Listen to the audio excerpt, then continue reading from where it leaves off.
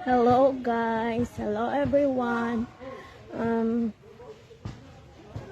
Uso na po ngayon ang ubo at sipon dahil nag-change na po ang weather natin mula sa summer.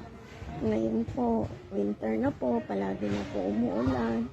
Kaya yan, uso na rin po ang ubo at sipon. At isa na rin po ako doon na mayroong ubo at sipon. Pero hindi po talaga ako umiinom ng mga synthetic medicine. Hindi po ako umiinom ng mga synthetic medicine kasi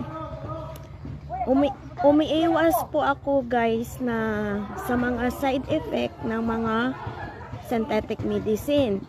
Isa na po kasi doon na side effect ng mga synthetic medicine ay ang pagkasira ng kidney natin.